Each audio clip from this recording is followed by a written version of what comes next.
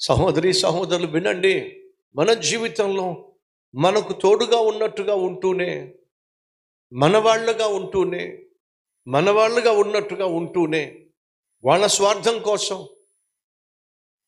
వాళ్ళ సుఖం కోసం, సౌఖ్యం కోసం మనల్ని బలి చేసేవాళ్ళు చాలామంది మన చుట్టూ ఉంటారు. వాళ్ళకి ఎంత దూరంగా ఉంటే అంత మంచిది, వారిని ఎంత దూరంగా పెడితే అంత మంచిది. ఆ విషయం దావీదు ఫెయిల్ అయిపోయాడు. ఫలితంగా మూల్యము చెల్లిస్తున్నాడు.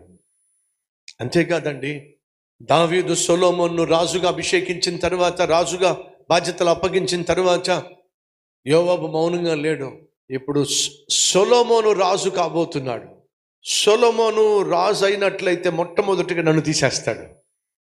కాబట్టి అసలు సొలొమోన్నే రాజు కాకుండా చేస్తే అబ్నేర్ ఏం చేశాడో ఇప్పుడు మళ్ళా యోవాబు ఏం చేస్తున్నాడో తెలుసా?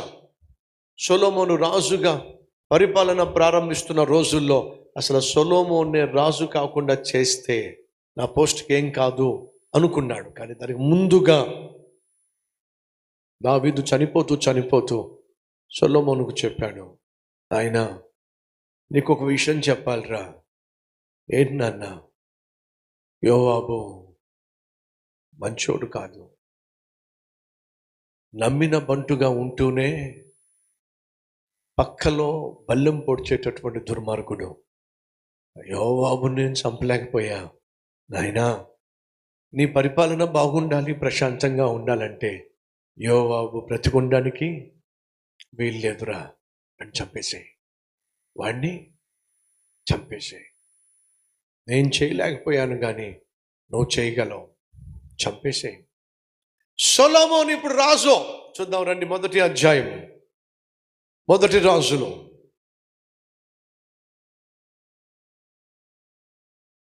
5వ వచనం. హగ్గీతు కుమారుడైన అదోనియా గర్వించిన వాడై నేనే రాజును అనుకొని రథములను గుర్రపు రౌతులను తనకు ముందుగా పరిగెత్తుటకు 50 మందిని మనుషులను ఏర్పరచుకొనెను. అతని తండ్రి నీవు ఇలాగూ ఎలా చేయుచున్నావని అతని చేత ఎప్పుడూ విచారించి అతని నొప్పి కలుగ చేయలేదు. చూచుటకు అతడు బహు సౌందర్యము గలవాడు, అబ్షాలోము తరువాత పుట్టినవాడు.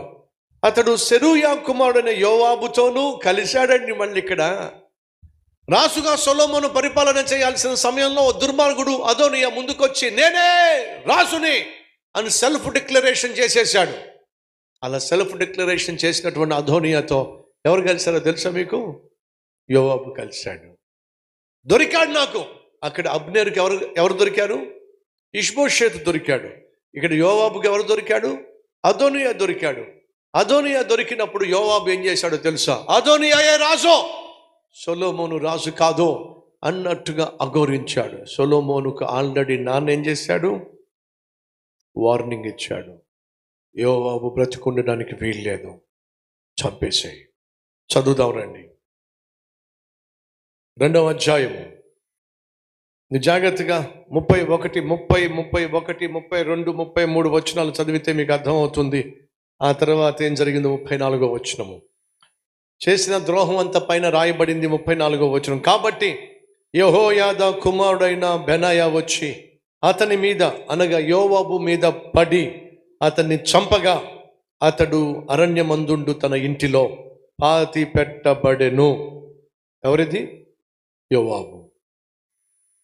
33వ వచనం. మరియు వీరు ప్రాణము దోషమునకు యోవాబును అతని సంతతి వారును సదాకాలం ఉత్తరవాదులు గాని దావీదునకును అతని సంతతికిని అతని కుటుంబీకులకును అతని సింహాసనములకును సమాధానము యెహోవా వలన ఎన్నటికి కలిగి ఉండును. కాబట్టి యెహోయాదా కుమారుడు చెప్పాడు, బెనాయా వెళ్ళి వాడిని చంపి పడేసాయి. ఒక్క దెబ్బతో బెనాయా యోవాబును చంపేశాడు. ఇదే పని దావీదు చేసినట్లయితే చాలా ప్రశాంతంగా జీవించేవాడు. కొలస్సీలకు రాసిన పత్రిక 3వ అధ్యాయము 5వ వచనం. మన జీవితంలో చంపాల్సినవి కొన్ని ఉన్నాయి, అవి ఖచ్చితంగా చంపేసేయాలి. ఏమిటట? పేజ్ నెంబర్ 183, కొలస్సీలకు రాసిన పత్రిక 3వ అధ్యాయం, చదువుతున్న 5వ వచనం. కావున భూమి మీదనున్న మీ అవయవములను, అనగా జారత్వమును, అపవిత్రతను, కామాతృతను, దురాశను, విగ్రహారాధనను, ధనాపేక్షను చంపివేయుడే. చంపేసేయండి. ఏం చంపాలంట? జారత్వమును చంపండి. పెళ్లి కాక మునిపే లివింగ్ కల్చర్ వచ్చేసింది. కలిసే ఉంటారంట, పెళ్లి కాక మునిపే భార్య భర్తలుగా ఉంటారట, ప్రేమ దోమ అని చెప్పేసి శరీరాలు పనిచేసుకుంటారట. జారత్వము అది ఏ ఒక్కరిలో ఉండడానికి వీలు లేదు. దాన్ని ఏం చేయాలట? చంపేసేయండి. జారత్వాన్ని చంపండి, అపవిత్రతను చంపండి, కామ ఆతృతను చంపండి, దురాశను చంపండి, విగ్రహారాధన అయిన ధనాపేక్షను చంపేసేయండి. ఆ వేటగాడు ఆ పులి పిల్లను అడవిలో విడిచిపెట్టినా బాగుండేది, లేదా తను చంపేసినా బాగుండేది. చంపకపోయేసరికి జీవితాంతం అతనికి ఏం మిగిలిచింది? దుఃఖాన్నే మిగిలిచింది. ప్రియ సహోదరి సహోదరులు, మన జీవితంలో కూడా చంపాల్సినటువంటివి ఉన్నాయి. ఏమిటవి? జారత్వము చంపేసేయి, అపవిత్రత చంపేసేయి, కాముకత్వము చంపేసేయి, దురాశ చంపేసేయి, ధనాపేక్ష చంపేసేయి. ఒకవేళ వీటిని నువ్వు చంపకపోతే ఏదో ఒక రోజు అవి నిన్ను చంపేస్తాయి. జారత్వం వల్ల ఎన్ని మర్డర్స్ అవటల్లా, కామంతో నిండిపోయిన వాళ్ళు చేసే పాపిష్టి పనుల వల్ల ఎంతమంది చంపబట్టల్లా, అపవిత్రత వల్ల ఎంతమంది జీవితాలు నాశనం చేసుకోవటల్లా, దురాశ వల్ల వాడిది వీడిది నాది అనే భావనతో అక్రమముగా అర్జించే ప్రయత్నం చేసి హత్యలకు గురి కావడంలా. సంగమా, వాక్యము సెలవిస్తుంది, చంపేసేయండి. అక్కడ యోవాబును చంపాల్సినప్పుడు చంపకపోతే దావీదు తన జీవితంలో చాలా నష్టపోయాడు. మొదటిగా పోరాటాలు ఉంటాయి, పోరాడే వాళ్ళు ఉంటారు. 2, పాపిష్టి వాళ్ళు ఉంటారు. నీ జీవితంలో నువ్వు ఎదగకుండా, నువ్వు చేరాల్సిన గమ్యానికి చేరుకోకుండా, పొందుకోవాల్సినటువంటి పొజిషన్ని నువ్వు పొందుకోకుండా అడ్డుపడేవాళ్ళు, ఆలస్యం చేసే పాపిష్టి వాళ్ళు ఉంటారు. అటువంటి వారిని నువ్వు ఏరి పడేసేయాలి, అటువంటి వారిని నువ్వు దూరంగా ఉంచాలి. అలాగే వేటిని చంపేసేయాలో బైబిల్లో రాయబడి ఉంది, వాటిని చంపేసేయాలి. చివరిగా పరిపాలన చేసేవాడు. ఆలస్యమైందే కానీ దేవుడు ఏం చేశాడు?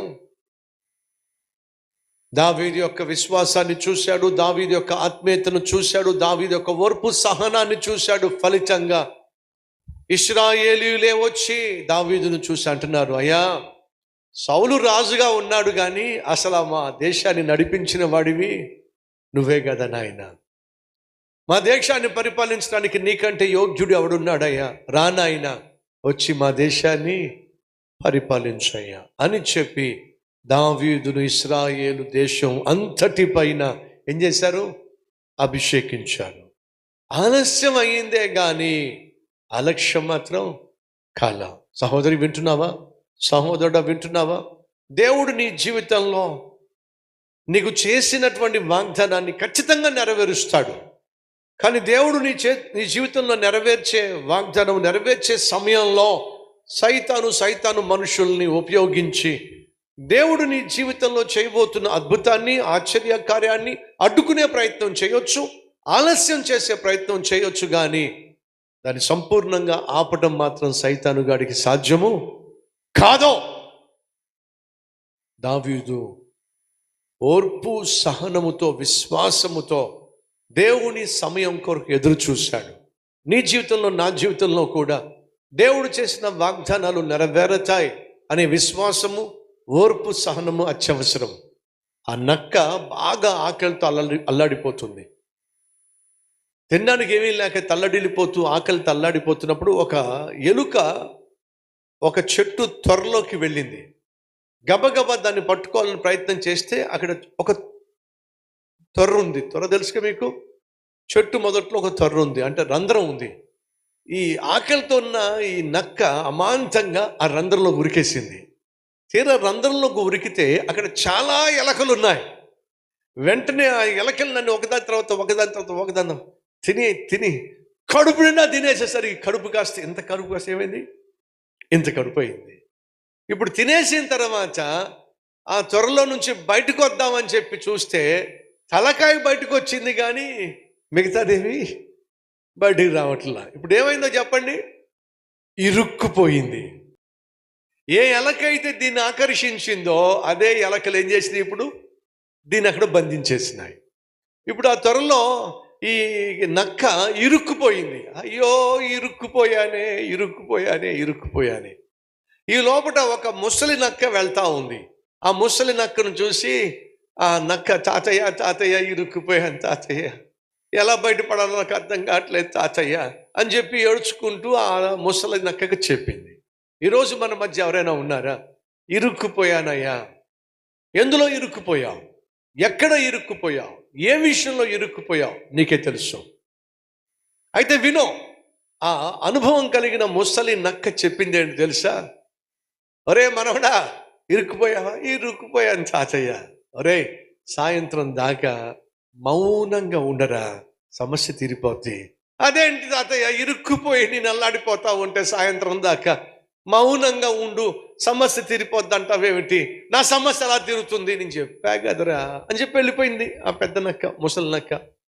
ఇరుక్కుపోయిన నన్ను ఏదో విధంగా బయటకు తీసుకొస్తుందేమో అని అనుకుంటే, సాయంత్రం వరకు మౌనంగా ఉండు, ఓపికగా ఉండు, ఓర్పుతో ఉండు, సహనంతో ఉండు అని చెప్పి వెళ్ళిపోయింది ఏంటి అని చెప్పి చేసేదేమీ లేక సాయంత్రం వరకు అలాగే అలాగే అలాగే అలాగే అలాగే అన్నక్క అలాగే ఏం చేస్తాం. సాయంత్రం అయ్యేసరికి ఏమైందో మీరే చెప్పాలి. చెప్పండి ఏమైందో? ఎంత పొట్ట కాస్త మళ్ళా యథాస్థాయికి వచ్చేసింది. ఆ నక్క కాస్త, ఇరుక్కున్న నక్క కాస్త ఇరుకులో నుంచి బయటికి వచ్చేసింది. ఎలా బయటకు వచ్చిందో తెలుసా? లూకా సువార్త 21వ అధ్యాయము 19వ వచనంలో ఈ నక్క బయటికి ఎలా వచ్చిందో అక్కడ రాయబడి ఉంది. అదేంటి బ్రదర్, నక్క గురించి రాయబడి ఉందా? చూద్దాం రండి. మీరు మీ ఓర్పు చేత మీ ప్రాణములను ఏమిటట రక్షించుకొందురు. ఓర్పు చేత ఆ నక్క తన ప్రాణాన్ని రక్షించుకుంది. అయ్యా, అమ్మా, ఇరుక్కుపోయావా? ఇరుకున పడిపోయావా? ఎలా బయటికి రావాలో అర్థం కావట్లేదా? దేవుడు నీకు చెప్తుంది ఒకటే, నా మీద విశ్వాసముంచు, కొంచెం ఓపిక పట్టు, నువ్వు ఇరుక్కున పడిన నిన్ను నేను బయటికి తీసుకురాబోతున్నాను. ఓర్పుతో, సహనముతో, విశ్వాసముతో నువ్వు ఎక్కడ ఇరుక్కుపోయావో అక్కడి నుంచి నేను నిన్ను బయటికి తీసుకొస్తా. ఓర్పుతో, సహనముతో, విశ్వాసముతో దావీదు గొల్లవాడు కాస్త ఏమయ్యాడు? గొప్ప రాజయ్యాడు.